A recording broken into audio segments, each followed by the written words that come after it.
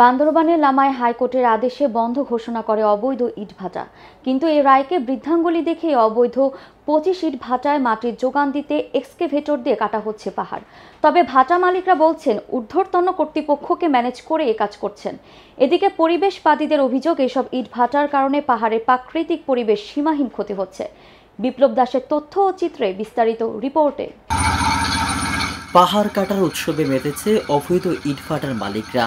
উজাড় হচ্ছে সংরক্ষিত বন, বেশি উঠছে অস্তিত্ব হারানো পাহাড়ের ক্ষতচিহ্ন। প্রকৃতির বুকে মানুষের এমন আচরণের কারণে পাহাড়ের জীববৈচিত্র্য এখন হুমকির মুখে। লামার ফাইতং ইউনিয়নের 3টি ওয়ার্ডে মিলছে এমন ভয়াবহ চিত্র। দেখা যায় 25টি ইট ভাটার জন্য প্রতিদিন কক্সকাভেটর দিয়ে পাহাড় কেটে মাটি মজুত করছে ইটভাটার মালিকরা।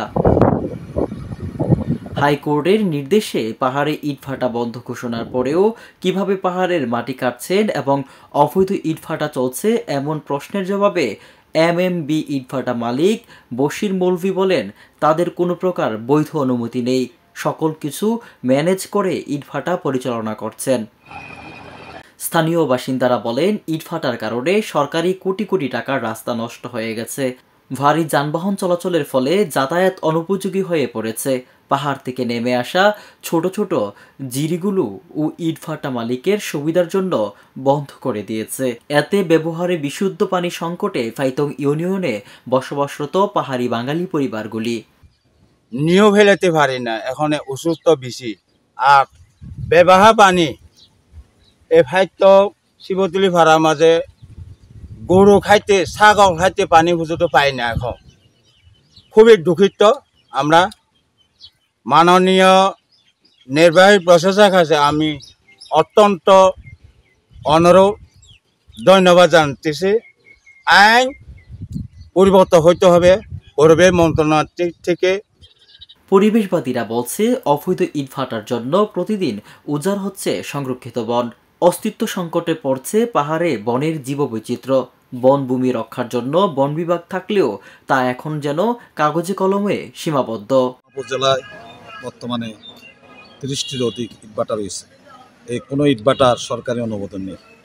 এই সমস্ত ইটভাটায় প্রতিদিন হাজার হাজার মন বৃক্ষ পোড়ানো হয়। এতে বিশেষ করে রাস্তাঘাট নষ্ট হয়ে গেছে, ছেলেদের লেখাপড়া বিঘ্ন সৃষ্টি হচ্ছে এবং এখানে বিভিন্ন রূপ মহামারী দেখা দিচ্ছে। তাই আমি সরকারের কাছে অনুরোধ করব, এই সমস্ত অবৈধ ইটভাটাগুলি মালিকদেরকে আইনের আওতায় এনে শাস্তির ব্যবস্থা করা এবং এগুলো গুড়িয়ে দেওয়া। এ বিষয়ে লামা উপজেলা নির্বাহী কর্মকর্তা মঈনুদ্দিন বলেন, অবৈধ ইটভাটার বিরুদ্ধে অভিযান চলমান রয়েছে। তারা ইতিমধ্যে 56 লাখ টাকা জরিমানা করেছেন। পাহাড় কাটার বিরুদ্ধে প্রশাসনের অভিযান অব্যাহত থাকবে বলে জানান তিনি। আপনারা জানেন যে বান্দরবানে 61টা অবৈধ ইটভাটার মধ্যে আমাদের লামাতেই আছে 41টা ইটভাটা। তো আমরা প্রতিনিয়ত চেষ্টা করে যাচ্ছি এসব অবৈধ ইটভাটাগুলোকে বন্ধ করার জন্য। এই 41টা ইটভাটার মধ্যে 40টা ইটভাটারই হাইকোর্টে বিভিন্ন পর্যায়ে রিট করে তারা স্ট্যাটাস কো নিয়ে এসেছে। তো এই জন্য আমরা একটি ইটভাটা যেটা ছিল না সেটি কিন্তু আমরা ভেঙে গুড়িয়ে দিয়েছি এবং সেটি অলরেডি কার্যক্রম বন্ধ। বাকিগুলোরও এখন নতুন করে হাইকোর্ট যে রায় দিচ্ছে সে রায়ের কপিটা আমরা এখনো হাতে পাইনি।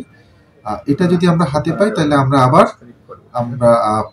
নতুন করে পরিকল্পনা করে প্রত্যেকটা ইটভাটা, অবৈধ যে ইটভাটাগুলো আছে সেগুলো আমরা একেবারে ভেঙে গুড়িয়ে দিব এবং টোটালি আমার এই পার্বত্য অঞ্চলে কোনো অবৈধ ইটভাটা থাকবে না। তারা যদি লাইসেন্স নিয়ে এসে করতে পারে, সব ফর্মালিটিস মেনটেন করে আসতে পারে, আমার কোনো আপত্তি নেই, কিন্তু অবৈধ কোনো ইটভাটা আমার লামাতে থাকবে না। এদিকে বান্দরবান পরিবেশ অধিদপ্তরের উপপরিচালক রেজাউল করিম বলেন, পার্বত্য এলাকায় ইটভাটা করার জন্য তারা কোনো অনুমোদন দেননি। ইটভাটাগুলিতে নিয়মিত অভিযান চলমান থাকবে। পাহাড়ের প্রকৃতি পরিবেশ ফিরিয়ে এনে অবৈধ ইটভাটার বিরুদ্ধে আইনি পদক্ষেপ নেয়ার জোর দাবি জানান স্থানীয় পরিবেশবাদী সংগঠন এবং এলাকাবাসী। বান্দরবন থেকে বিপ্লব দাসের রিপোর্ট, আমার বার্তা ডিজিটাল।